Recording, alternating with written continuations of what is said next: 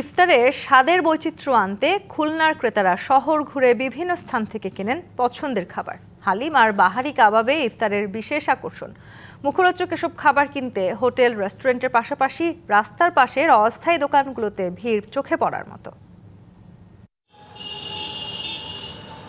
দুপুর গড়াতে না গড়াতে খুলনার অভিজাত রেস্টুরেন্ট থেকে শুরু করে বিভিন্ন স্থানে ইফতারের পসরা সাজিয়ে বসেন বিক্রেতারা। স্থায়ী থেকে শুরু করে মৌসুমী ব্যবসায়ীরাও বিক্রি করেন এসব ইফতার সামগ্রী। বেশি সারা পাচ্ছে আমাদের এখানে, তো জানেন আগের ন্যায় ওয়েস্টার্ন ইউনিয়নের খাবারগুলো একটু স্পেশাল। খুলনার ভিতরে আমরা স্পেশাল তেল ইউজ করি।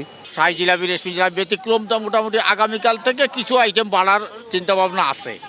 পিঠাপুলিও পাওয়া যাচ্ছে দোকানগুলোতে। ঘরের তৈরি খাবারের পাশাপাশি বাইরের মুখরোচক খাবারের স্বাদ নিতেই ক্রেতারা এসব দোকানে ভিড় করেন। গ্রিল আছে, আপনার জেসো কাবাবের কাবাব আছে, হালিম আছে, জিলাপি আছে। এই চপটা কিনছি, আর হচ্ছে পেঁয়াজও কিনছি, আর রেশমি জিলাপি। চপ নিয়েছি, তারপর চিকেন সাসলিক আর জিলাপি।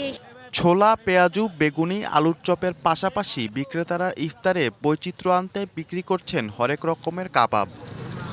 ফ্রেস্কো কন্টেইনার, খাবারের যত্নে থাকুন নিশ্চিন্ত।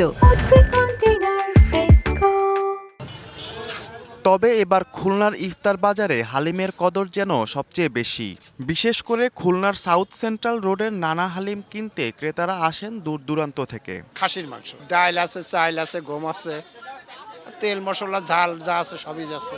প্রায় আরো 20 কিলোমিটার দূরে আমার বাসা, কিন্তু এইখানের হালিমটা আমার বাবা পছন্দ করে। ঢাকা থেকে এই যে খুলনায় প্রথম ইফতারি আম্মার সাথে করার জন্য এই যে নানা হালিম নিলাম। এদিকে রোজার শুরুতেই খুলনার ফলের দাম বেশ চওড়া। তবে কয়েকদিনের মধ্যে সরবরাহ বাড়বে আর কিছুটা হলেও কমবে ফলের দাম, এমনটাই বলছেন বিক্রেতারা। DBC news desk.